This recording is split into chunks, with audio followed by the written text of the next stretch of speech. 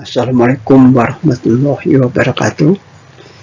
Selamat pagi, selamat siang, selamat sore, dan selamat malam buat semua peserta yang mengikuti mata kuliah rancangan percobaan. Dan salam sejahtera Bapak ucapkan untuk kita semua. Untuk mempersingkat waktu, marilah kita memulai perkuliahan ini dengan bersama-sama membaca basmalah. Bismillahirrahmanirrahim. Adapun yang menjadi topik bahasan kita pada pertemuan ke-10 ini adalah melanjutkan bahasan mengenai rancangan percobaan dengan rancangan yang berikutnya, yaitu rancangan acak lengkap faktorial atau disingkat RALF. R-nya adalah rancangan, A-nya adalah acak, L-nya lengkap, F-nya faktorial. Jadi pokok bahasan kita pada pertemuan ini adalah rancangan acak lengkap faktorial atau disingkat RALF. Pada rancangan acak lengkap faktorial, tentunya penelitian yang menggunakan rancangan acak lengkap faktorial ini bertujuan ingin mengetahui pengaruh minimal dua faktor, pengaruh dari dua faktor. Bisa dua faktor, bisa tiga faktor, dan bisa seterusnya sampai n faktor, tergantung dari kemampuan si peneliti tersebut. Sehingga rancangan acak lengkap faktorial itu terdiri lagi dari rancangan acak lengkap faktorial dua faktor. Jadi yang untuk meneliti pengaruh dari dua faktor, dan berikutnya rancangan acak lengkap tiga faktor, yaitu si peneliti ingin mengetahui pengaruh dari tiga faktor, dan seterusnya sampai dengan rancangan acak lengkap faktorial n faktor, di mana si peneliti ingin meneliti pengaruh dari n faktor. Nah, tentunya apa perbedaan antara rancangan acak lengkap non faktorial dengan rancangan acak lengkap faktorial ini? Bahwa pada rancangan acak lengkap faktorial, baik yang dua faktor atau yang tiga faktor dan yang seterusnya sampai n faktor, selain peneliti memperoleh pengaruh dari masing-masing faktor, juga yang penekanannya khusus untuk rancangan acak lengkap faktorial adalah si peneliti ingin mengetahui pengaruh secara bersama dari kedua faktor, atau pengaruh interaksi dari dua faktor atau lebih tersebut secara bersama. Khususnya untuk rancangan acak lengkap faktorial dua faktor, maka di sana selain peneliti mendapatkan kesimpulan terhadap pengaruh dari masing-masing faktor, tapi si peneliti juga dapat mengetahui kesimpulan dari pengaruh bersama dari kedua faktor tersebut, atau disebut sebagai pengaruh interaksi dari kedua faktor tersebut. Untuk yang dua faktor, kalau yang tiga faktor berarti ada pengaruh bersama dari ketiga faktor tersebut. Kalau n faktor berarti ada pengaruh bersama dari n faktor yang diteliti tersebut. Nah, tentunya begitu luasnya rancangan acak lengkap faktorial, maka pada pertemuan ke-10 ini kita batasi pada topik rancangan acak lengkap faktorial dua faktor terlebih dahulu. Jadi pada rancangan yang digunakan oleh peneliti, untuk peneliti yang ingin mengetahui pengaruh dari dua faktor dan juga ingin mengetahui pengaruh bersama dari kedua faktor tersebut, atau pengaruh interaksi dari kedua faktor tersebut, maka dia bisa menggunakan rancangan acak lengkap faktorial dua faktor. Pada saat peneliti memilih rancangan acak lengkap faktorial dua faktor, maka si peneliti harus memenuhi dulu prasyarat dari penggunaan rancangan acak lengkap faktorial tersebut, karena rancangan acak lengkap faktorial dua faktor merupakan bagian dari rancangan acak lengkap faktorial, maka dia harus memenuhi persyaratan penggunaan dari rancangan acak lengkap faktorial. Apa persyarat dari rancangan acak lengkap faktorial? Yaitu persyaratannya bahwa pengaruh di luar dari faktor pelakuan adalah homogen. Ya, jadi kondisi di luar faktor perlakuan yang diteliti dalam kondisi yang homogen. Jadi dalam penelitian tersebut perbedaan yang muncul berkaitan erat dengan pengaruh dari faktor-faktor yang diteliti. Kalau dia rancangan acak lengkap faktorial 2 faktor, berarti perbedaan yang terjadi berkaitan dengan pengaruh dari kedua faktor yang diteliti. Kalau dia 2 faktor, faktor A dan faktor B, berarti ada pengaruh dari faktor A, ada pengaruh dari faktor B, dan ada pengaruh bersama dari faktor A dan faktor B. Sehingga pada kajian ini, khusus untuk rancangan acak lengkap faktorial 2 faktor, model linear yang terinclude, yang tersirat di dalam rancangan acak lengkap faktorial 2 faktor tersebut adalah modelnya sebagai berikut, ya, yaitu YIJK sama dengan mu plus AI plus BJ plus AB plus ABIJ plus epsilon IJK, di mana I adalah sama dengan 1, 2, 3 dan seterusnya dari taraf dari faktor pertama atau faktor A. Sedangkan C adalah 1, 2, 3 dan seterusnya dari jumlah taraf dari faktor kedua, yaitu B. Dan K merupakan ulangan, bisa ulangan 1, 2, 3 dan seterusnya, dan merupakan jumlah ulangan yang dikenakan pada semua kombinasi dari faktor pelakuan tersebut. YIJK itu sendiri adalah pengamatan faktor A pada taraf ke I dan faktor B pada taraf ke C dan ulangan ke K. Jadi YIJK adalah pengamatan perubahan yang diukur, yang ditetapkan, yang merupakan pengaruh atau respon dari faktor A pada taraf ke I, faktor B pada taraf ke C, dan ulangan ke K. Sedangkan mu adalah rata-rata umumnya.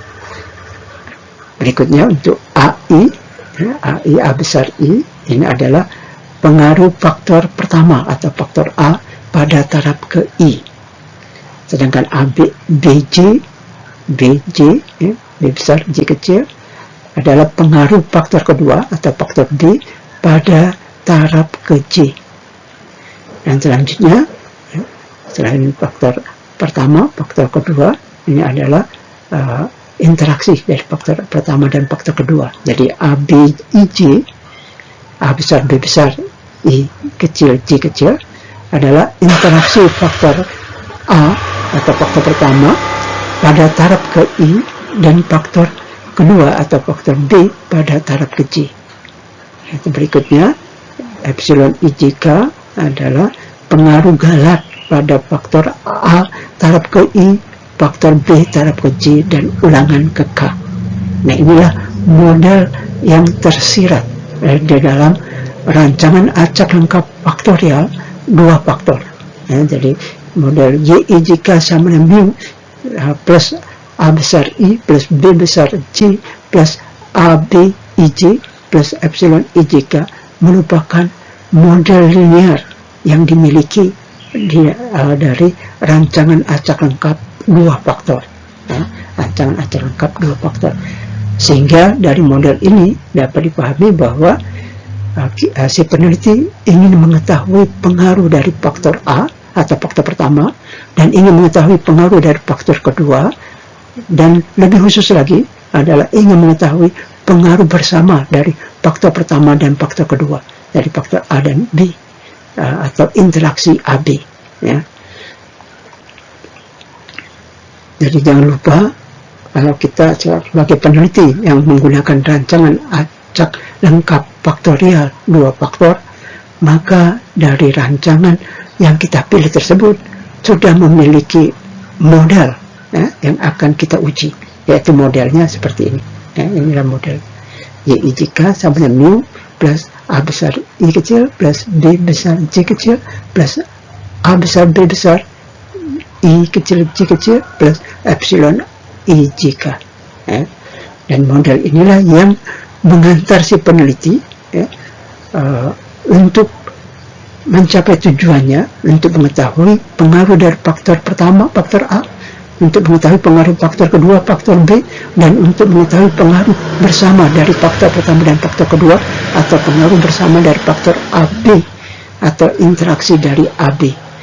Sehingga dengan menggunakan rancang acak lengkap faktorial 2 faktor, si peneliti dapat kemudahan dalam menarik kesimpulan, karena sudah diantar tata cara dalam pengujian dari setiap hipotesis yang diajukan yang berkaitan dengan hipotesis faktor A, berkaitan dengan pengujian dari hipotesis yang kedua yang berkaitan hipotesis yang berhubungan dengan faktor kedua, faktor B, dan pengujian terhadap hipotesis yang berkaitan dengan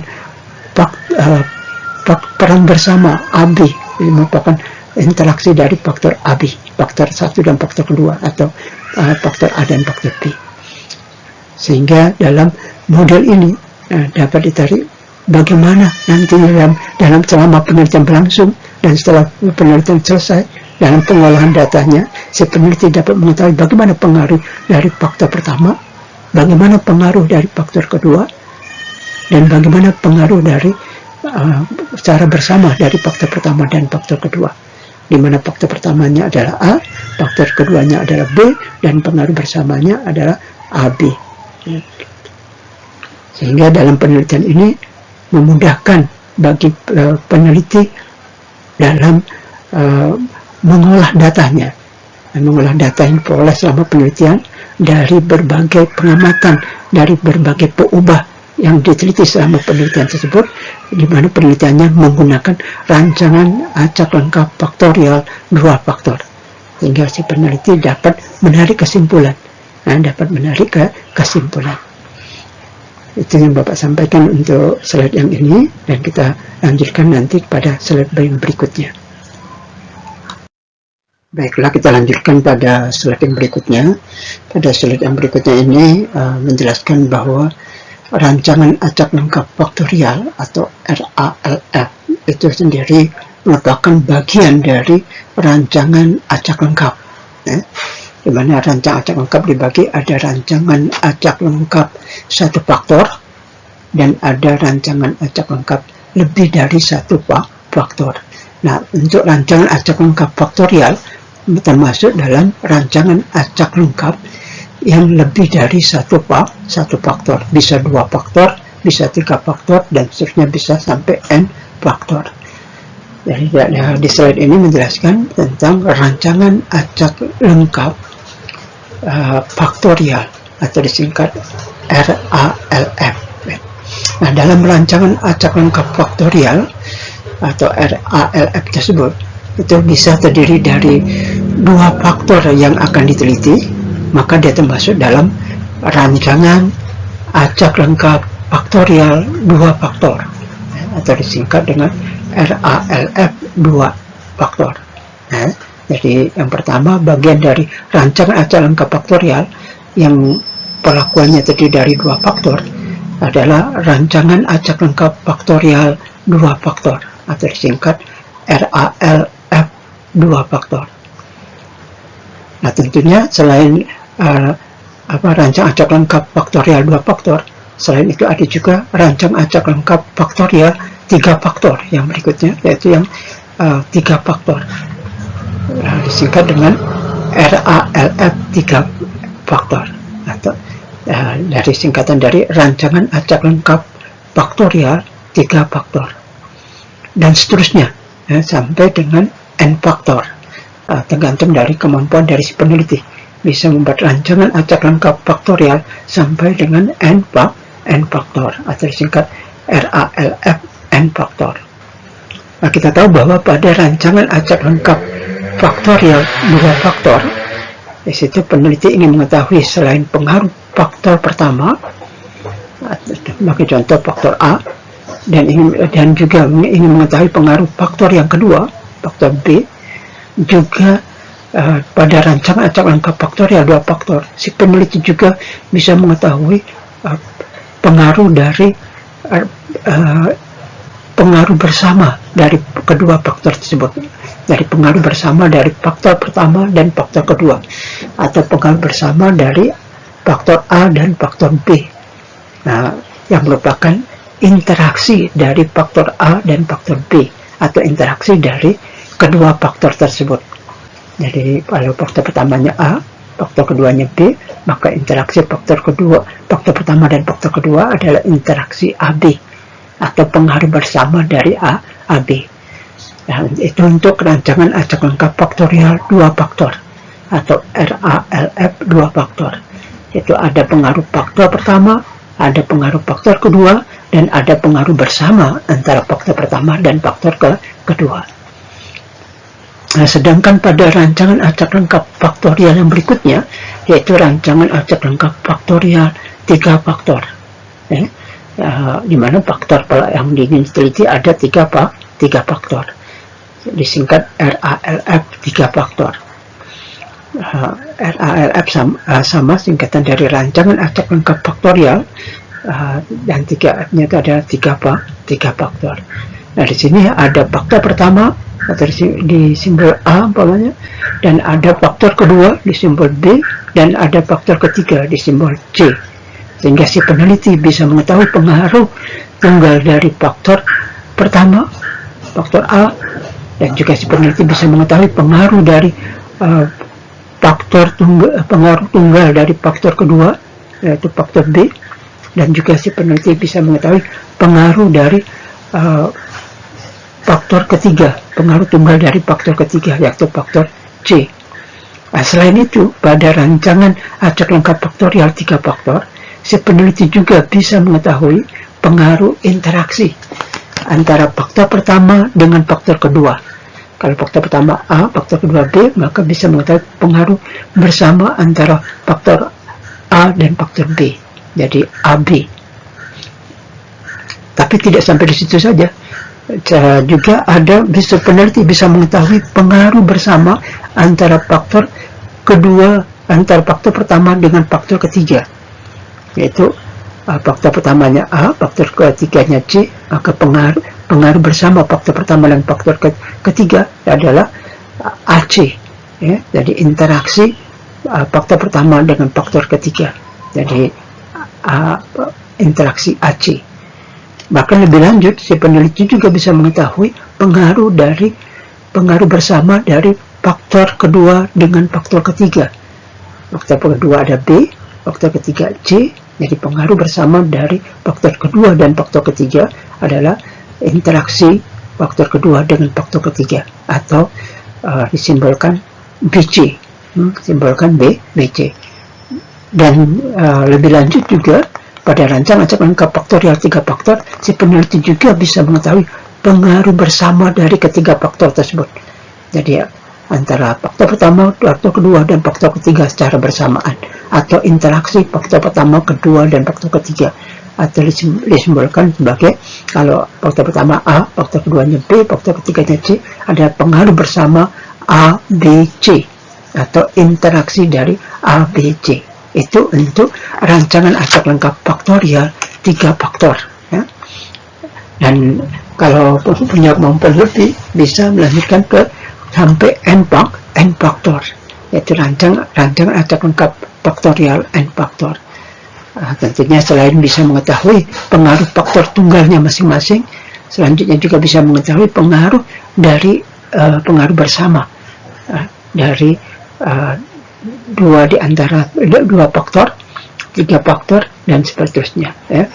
Jadi di sini bedanya antara rancangan acak lengkap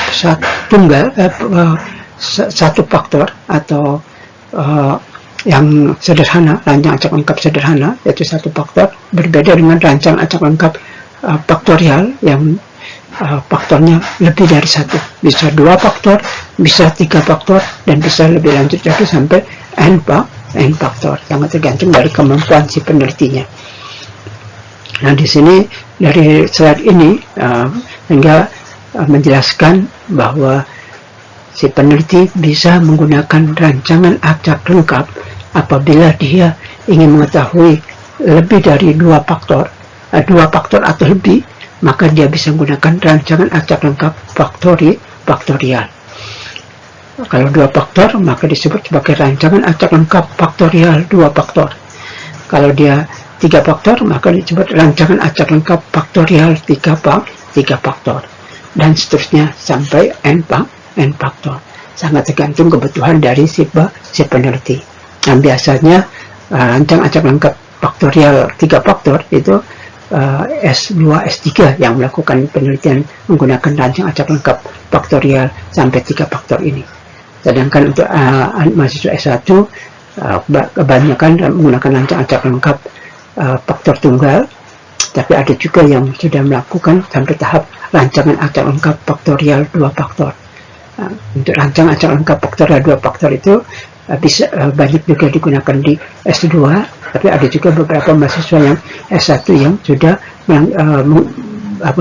menggunakan rancangan acak lengkap faktorial 2 faktor ini.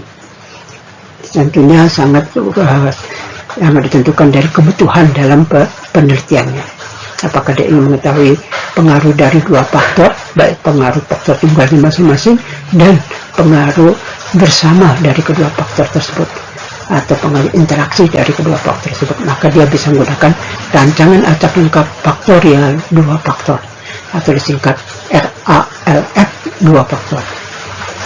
Tapi kalau ingin menambahkan pengaruh faktor ketiga, maka dia bisa memilih rancangan acak lengkap faktorial 3 faktor.